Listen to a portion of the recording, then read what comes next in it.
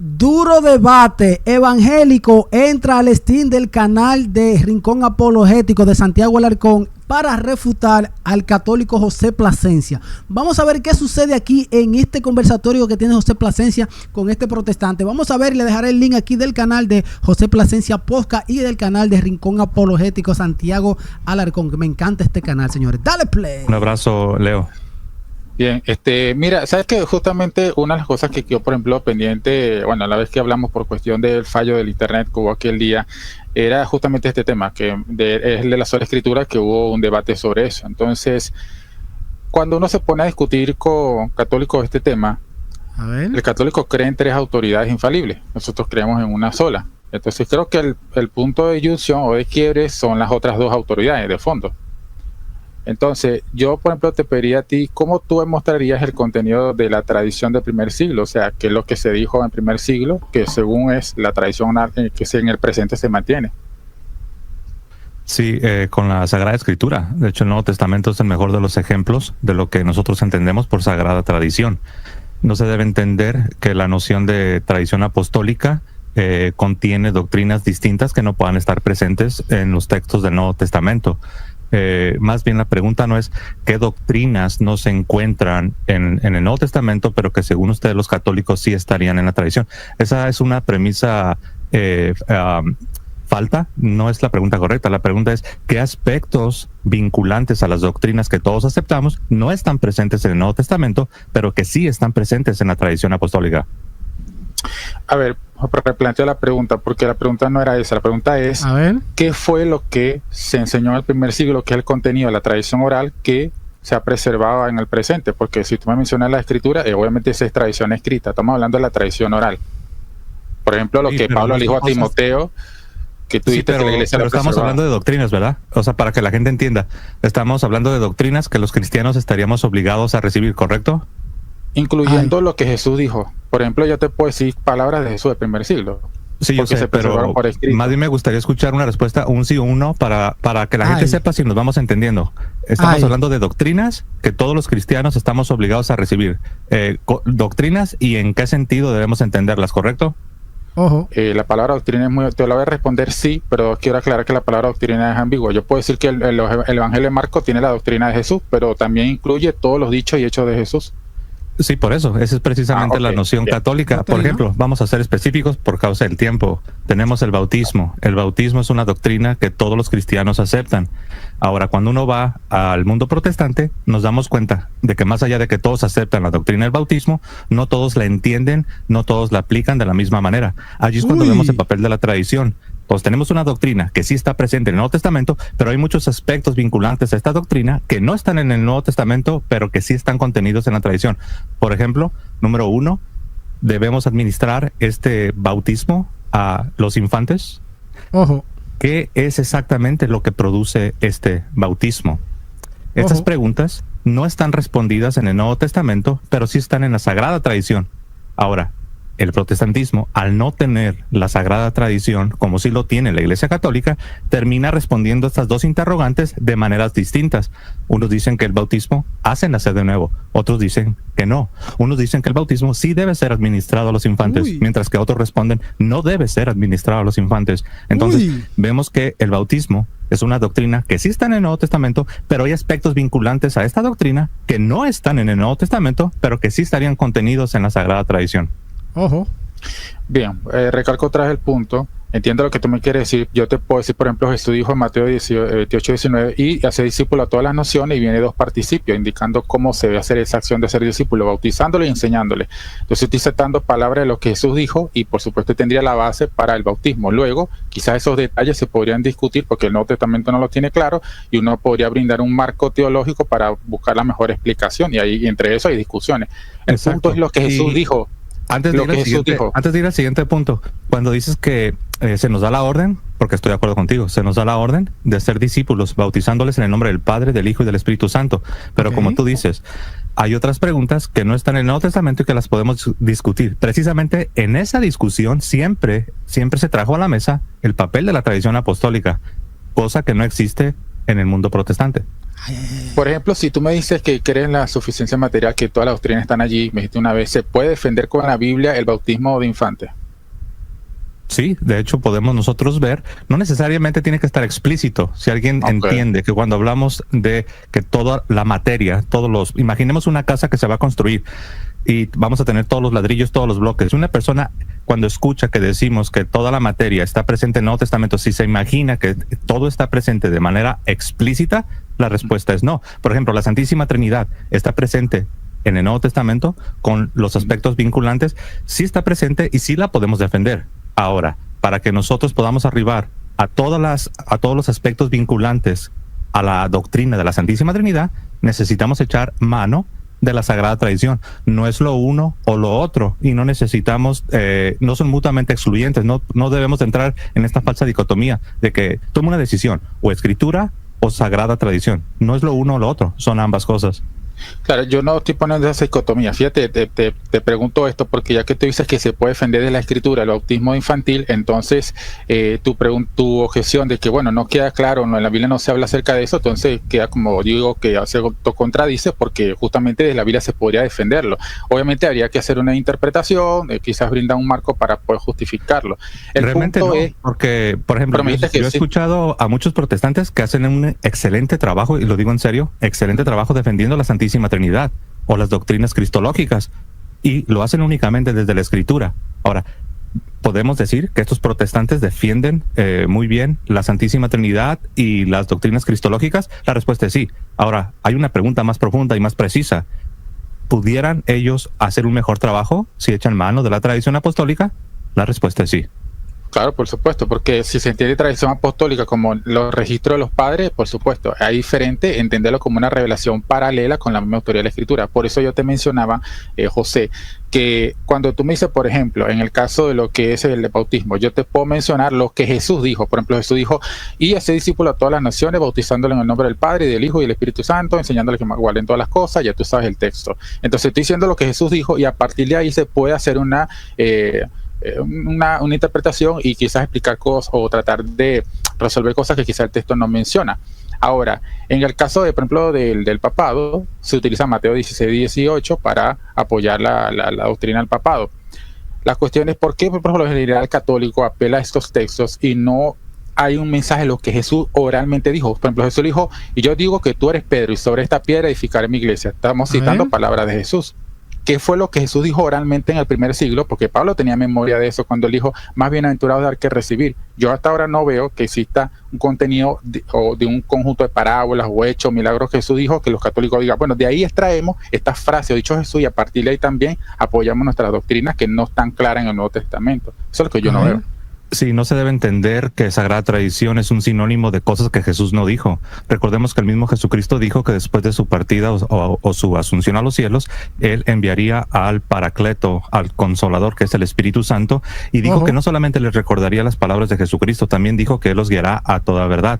Lo vemos esto en el primer siglo, segundo siglo, cuando se levantan las primeras herejías. Lo vemos con la herejía judaizante. La herejía judaizante fue refutada no únicamente con las palabras que Jesucristo dijo y que están registradas en el Nuevo Testamento, fue refutada también con la asistencia del Espíritu Santo. Los gnósticos, los arrianos, los donatistas fueron refutados no únicamente con palabras específicas que están registradas en el Nuevo Testamento, fueron refutados con la asistencia, con la ayuda, con la iluminación del Espíritu Santo. Sagrada Tradición no es un sinónimo de palabras que Jesús dijo y que no quedaron registradas en el Nuevo Testamento. Es también la iluminación y la asistencia del Espíritu Santo. Pero se incluye lo que Jesús dijo. Bueno, tú citaste un pasaje muy interesante en Mateo 28:19, cuando Jesucristo dijo, toda autoridad me es dada en el cielo y en la tierra, por tanto, id y haced discípulos a todas las naciones. Haciendo discípulos, bautizándose, y dijo, enseñándoles a guardar todas las cosas. Ahora, nosotros sabemos que el apóstol Juan dijo que no todas las cosas quedaron escritas porque sería necesario, y utilizó una hipérbole, dijo, sería necesario escribir libros que ni en el mundo cabrían.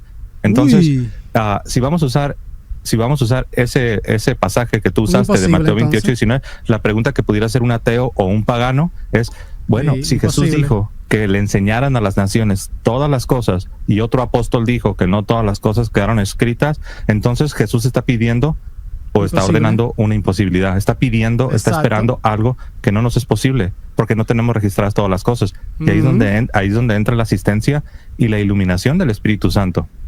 Bueno, una respuesta razonable, eso sería, bueno, Jesús dijo que se enseñe todo lo que él dijo y hay cosas que Jesús dijo que no están escritas. Pues lo más razonable es si se puede enseñar todo lo que está disponible, dado que es razonable que no todo lo que Jesús dice se preserva oralmente, y justamente eso es lo que voy. Lo que se dijo en el primer siglo, tanto Jesús como los apóstoles, lo tenemos por escrito. Lo demás que tenemos son interpretaciones de los posteriores obispos, como Ignacio de Antioquía, todos los otros padres, que hacen referencia. Ellos no son fuentes primarias, ellos no tienen fuente primaria directa, sino que ellos acuden a una fuente que es los escritos que estaban circulando en aquella época dentro de la iglesia. A eso me refiero. Yo no veo, por San Ignacio no fue discípulo de un ejemplo, el contenido actual de lo que fue en el primer siglo tradición, porque fíjate, por ejemplo, Hecho 2035, el obispo Ignacio Munilla, en un video que él habla sobre lo que es un compendio sobre el catecismo, creo que es el punto número 12 y 13, él menciona este texto como una prueba. También hay otros textos que se utilizan, como el de segunda de Tesalonicenses, se habla de la tradición que Pablo decía lo que es tanto por escrito como por palabra, y en el caso de, bueno, también está Corintios, y el otro que es en Judas, cuando dice, y también lo cita, bueno, más que Judas, dice, recuerden las palabras, utiliza un verbo que se refiere a una actividad mental, lo que dijeron los apóstoles. Entonces dice, en los postreros días, y cita justamente una frase, ya sea que independientemente de quién escribió primero, si fue Judas o segunda de Pedro, el punto es que hay una cita ahí donde cita palabras de alguien, donde dice, en los postreros días vendrán burladores según su propia concupiscencia.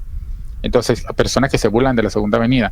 El punto es que no, más allá de lo que podemos quizás decir que en los evangelios apócrifos hay algunas ágrafas de Jesús de las cuales no hay mucha claridad si realmente la dijo él. Leo, pero no entiendo cuál es la pregunta. Ya lo hiciste bien largo, pero no veo cuál es la pregunta o cuál es el sentido. Muy largo. El foco siempre ha sido el mismo al principio. Es que aparte de los escritos del Nuevo Testamento que preservan lo que se dijo oralmente y que luego se escribió, no existe otra fuente alterna en el presente 2024 que preserve parte del otro contenido que no se dijo, se hizo. Sí, por ejemplo, existe. Porque muéstrame al menos 3 casos de 3 parábolas o 3 milagros de Jesús que el primer siglo. No necesito mostrarte 3 parábolas, ni siquiera necesito mostrarte 3 versículos que Jesús haya dicho. Es que tú sigues operando con la premisa de que tradición es sinónimo de cosas que Jesús dijo que no están registradas en los evangelios. Si tú sigues operando con esa forma de pensar, no estás interactuando con el catolicismo. La Iglesia Católica no cree lo que tú estás entendiendo. Ok, bien, buen punto. Entonces, no se puede utilizar los textos de Mateo, o en este caso corrijo, Hechos 20:35, cuando Pablo dice, recordar las palabras del Señor que Jesús, que dijo, más bienaventurados dar que recibir. Eso no está escrito en el Evangelio de ninguno de los 4. Sin embargo, es algo que Jesús dijo y Pablo lo citó, y eso formó parte de la tradición oral. Está incluido. Pero los 2 ejemplos que has utilizado sí están registrados en la Sagrada Escritura, más allá de que no estén en un evangelio, sí lo estarían en el libro de los Hechos, por lo tanto entra en la misma categoría de escritura. Claro, pero me refiero es que antes de que fuese escrito será parte de lo que era una tradición que está en la memoria colectiva de muchas personas. Sí, claro. Recuerda que fueron como 60 años de predicación, bueno, puede ser más conservador, 40 años de predicación apostólica. ¿Te imaginas cuántos sermones, cuántas catequesis, cuántas grandes enseñanzas dieron no solamente Pablo, sino los 12? Y de eso nada más se cogieron 12 libros, 12 apóstoles. Y todo eso 27. No lo tenemos registrado en las páginas de la Sagrada Escritura. Claro, y buena parte de eso se preservó en la memoria colectiva. Sí, ahí es donde entra el papel del Espíritu Santo, cuando dice que les recordará por un lado las palabras de Jesús, pero por otro lado les iba a ofrecer la asistencia. O sea, no solamente es así como una especie de tener manuales que te van diciendo paso 1, paso 2, paso 3, sino que tienes realmente la asistencia del Espíritu Santo guiando a la iglesia en vivo y en directo y a todo color, como lo vemos cuando se levantaron las controversias en el primer concilio. Vemos que no solamente utilizaron lo registrado en la Escritura para rebatir las herejías, en este caso la herejía judaizante, o los gnósticos, o los donatistas, o los arrianos, o los montanistas. Siempre se echó mano también de la tradición que quedaba impregnada en la sagrada, en la iglesia, en la Santa Iglesia. Bueno, justamente que hablas de tradición, bueno, los arrianos también apelaban a tradición, y justamente ahí Basilio, él apelaba que si no me equivoco fue Basilio, por aquí yo tengo una referencia donde dice que, bueno, dado que hay discusión entre arrianos y los nicenos respecto de la tema de la Trinidad y sobre todo el Espíritu Santo, pues tenían que apelar a las Escrituras como el árbitro final, y eso fue ya después del Concilio de Nicea. De hecho, no, los arrianos precisamente era al revés, ellos no apelaban a la tradición, precisamente porque los arrianos no estaban en línea con la tradición, es que fueron refutados. Uy. Bueno, yo tengo una cita acá que es de Gregorio de Niza, que dice lo siguiente. Este es Gregorio de Niza sobre la Santa Trinidad de Eustacio. Dice, el motivo de su queja, el de los arrianos, es que su costumbre no admite esto y la Escritura no lo apoya.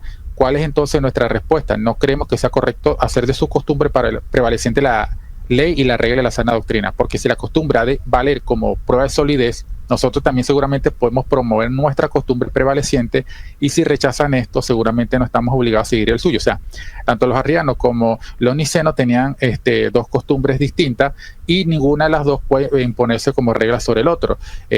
Un tanto extraño, porque él tendría que pensar de la forma como piensa ahora, que la costumbre de él pues tiene esa autoridad. Sin embargo, él dice...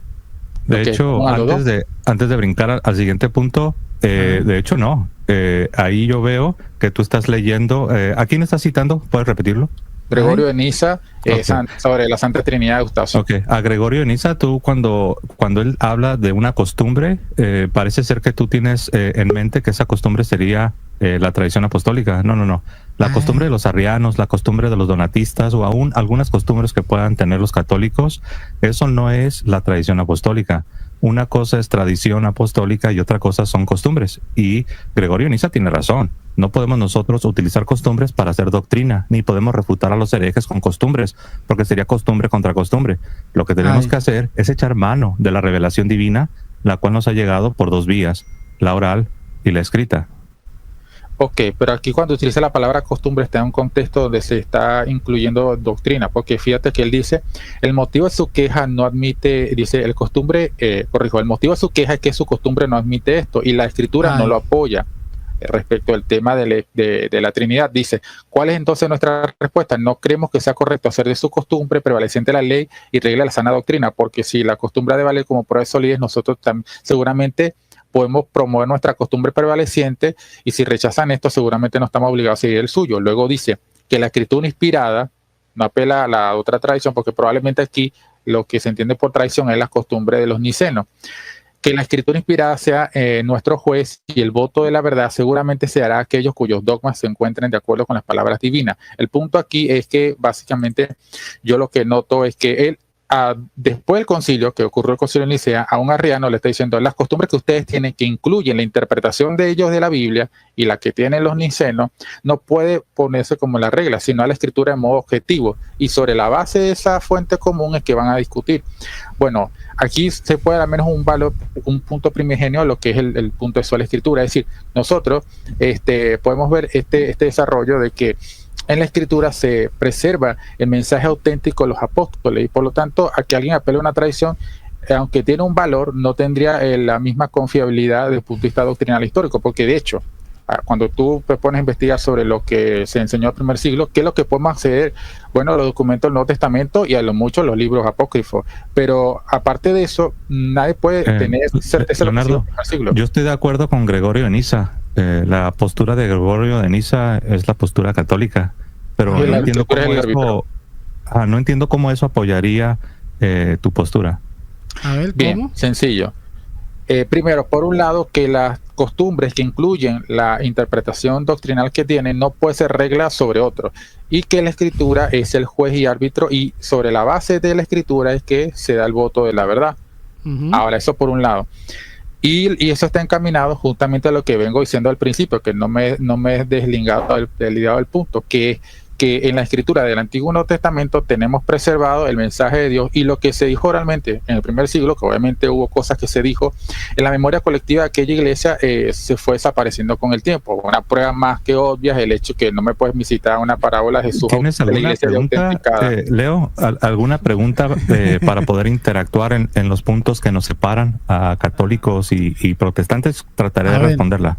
La pregunta sigue siendo la misma. ¿Cuál es el contenido de lo que es oral? Si la tradición oral es desde el principio, ¿qué fue lo que Jesús dijo en el primer siglo?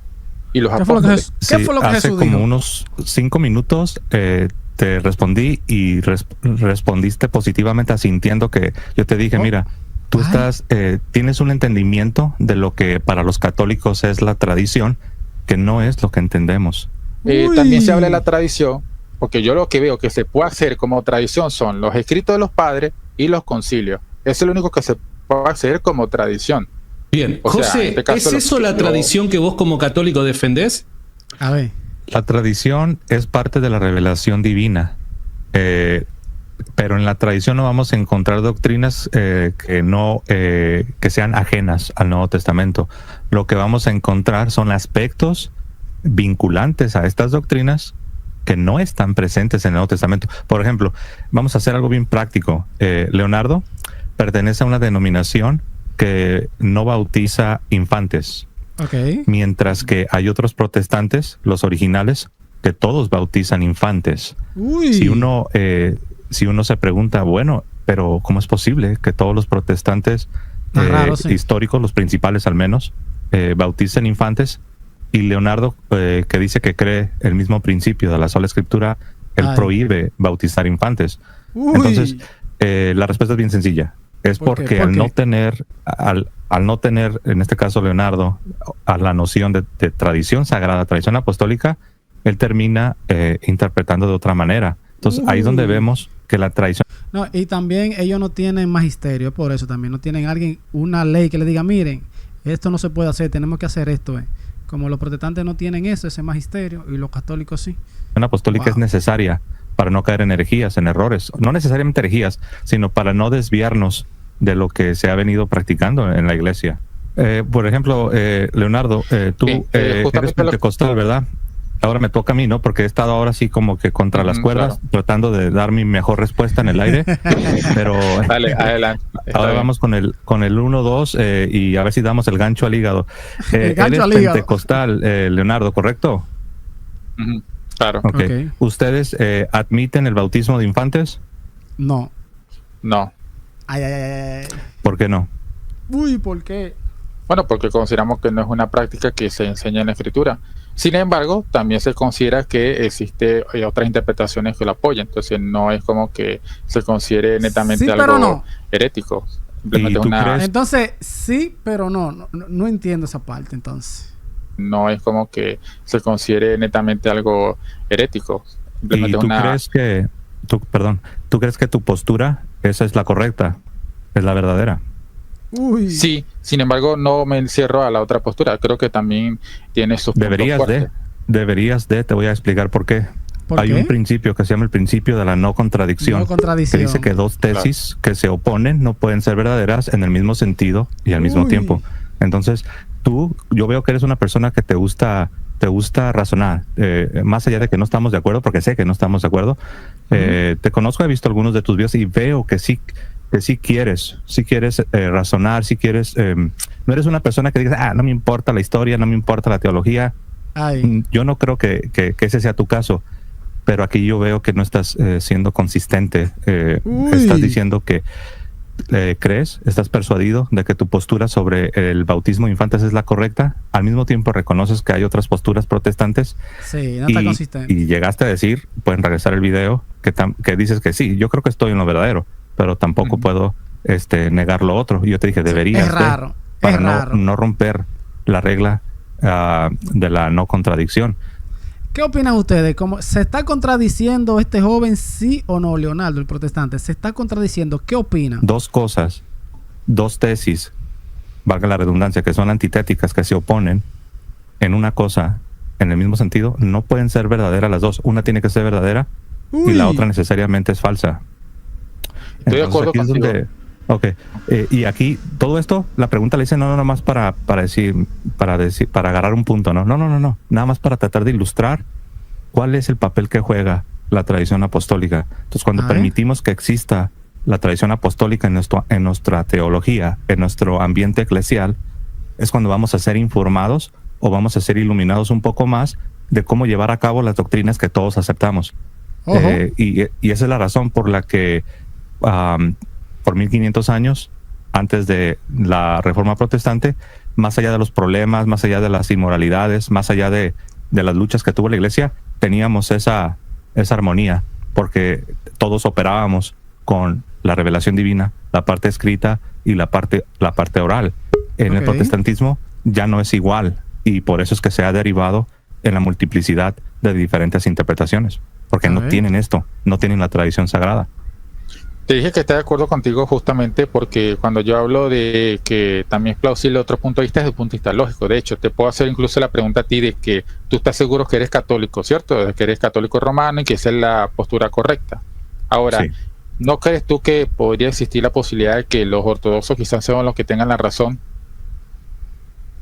¿En qué sentido?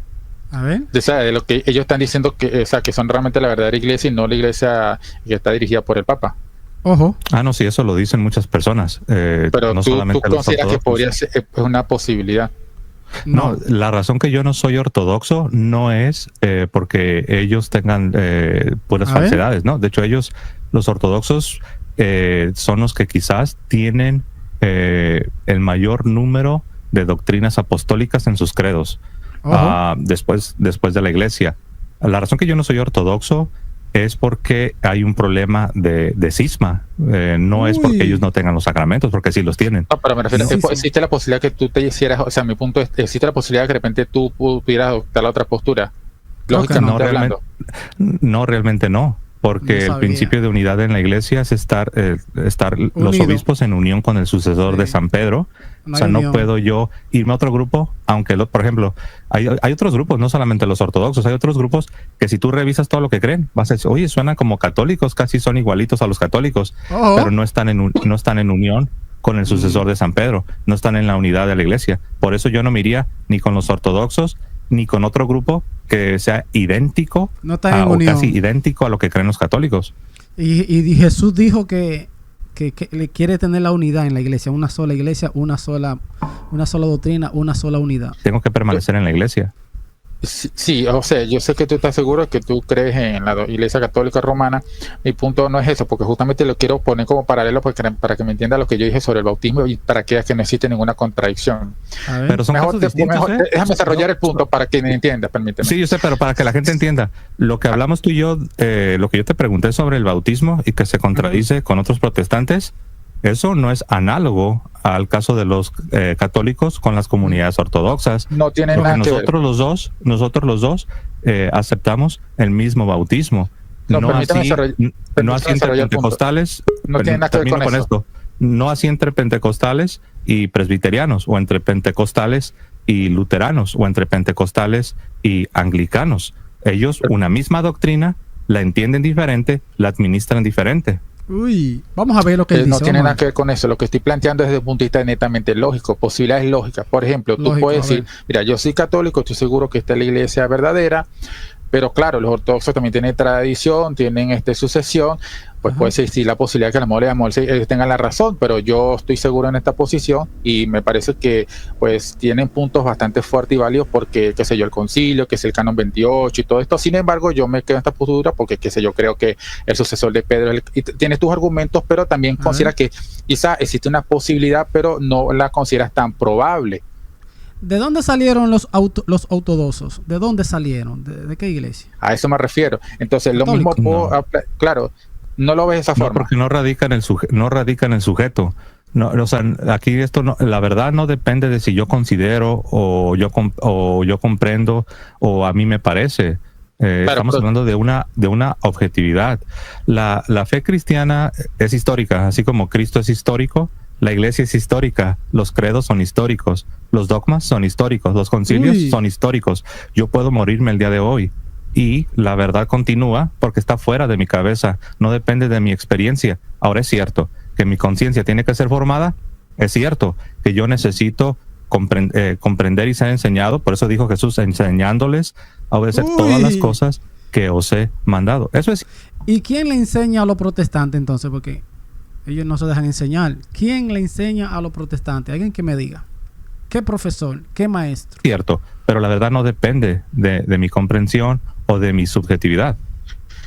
Bueno, repito, permítame desarrollar el punto porque quiero terminarlo para que no se malinterprete. Repito que en el caso de lo que es el tema de la ortodoxia, lo coloqué como un ejemplo, nada más como una cuestión lógica, no es si es histórico, no.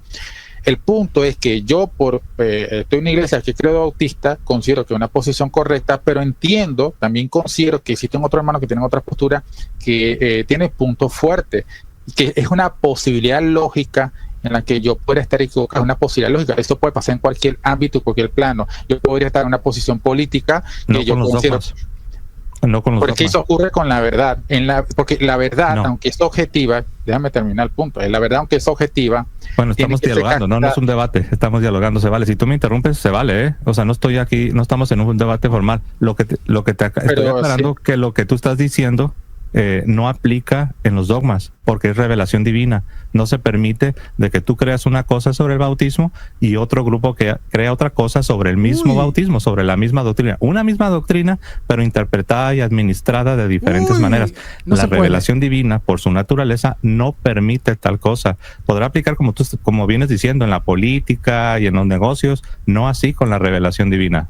Ojo. es que el mundo real, la verdad, aunque es objetiva, tiene que ser captada por el sujeto. Y eso va a depende de la apreciación que el sujeto tenga de esa verdad. Por lo tanto, lo que tú tengas de apreciación de esa verdad va a variar de Santiago, va a variar de mi persona, porque estamos en distintas condiciones. Pero la verdad sigue siendo objetiva. Sí, pero entonces, yo podría ver una que no parte hay de la una- verdad y asumes pensar que no hay esta una es la verdad, iglesia. no estoy equivocado, pero tú también. Pero Sí, cada pero quien tú se estás convence. estás olvidando un elemento. Solamente estás La considerando la revelación divina, o sea, lo que Dios manifiesta sobre sí mismo Claro. y el sujeto. Estás olvidando una parte importantísima. La iglesia. Estás olvidando la iglesia. Tú Sí. citaste Mateo 28:19. Es la iglesia a la que Jesús da la orden de ir a todas las naciones. Eso incluye Venezuela, eso incluye Colombia, México, la Argentina, ir a todas las naciones y enseñarles todas las cosas. Esta comisión y esta prometida asistencia del Espíritu Santo es para la iglesia. De modo Entonces, la pregunta es, ¿cuál iglesia? ¿Cuál es la iglesia? Entonces, por eso es importante saber cuál es la verdadera iglesia de Jesús. Porque si Jesús le dio la orden a los apóstoles, que esa es su iglesia, que lleven el mensaje, esos son los que van a interpretar, los que van a enseñar, los que van a decir, mire, esto fue lo que Jesús dijo. Y esto es lo que usted tiene que saber. ¿Qué iglesia? Porque ahora hay muchas. Entonces, eso es lo que hay que determinar. Está muy importante. que solamente contemplar revelación divina en la esquina azul y el individuo en la esquina roja y hacer a un lado la asistencia del Espíritu Santo para guiar a la iglesia y enseñar a todas las naciones, no es una noción cristiana. Igual toda la iglesia está compuesta de personas como tú y como yo. Entonces, el que sume más individuos no cambia la cosa. Sí, pero no solamente es los individuos de manera, o sea, sin ser calificados. Están los individuos que se llaman los presbíteros, están los episcopos, hay un orden establecido en la iglesia.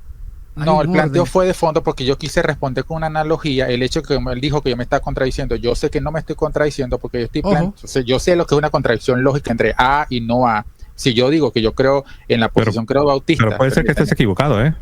Claro, puedo estar exacto, pero es una posibilidad lógica. De punto de sí, contemplando las dos opciones, es una posibilidad lógica que esté equivocado. Pero eso no significa que yo, aunque contemple dos posibilidades lógicas y yo me agarre de una, que yo no pueda, digamos, tener razones para creer en una y no otra. No quiere decir que me esté contradiciendo. Contradicción sería que yo dijera que las dos son verdades al mismo tiempo. Eso sería una contradicción. Yo no de hecho, fue allí cuando hice mi comentario. Yo no me adelanté ni asumí. Te hice una pregunta, te dejé que respondieras y luego hice una segunda pregunta como seguimiento.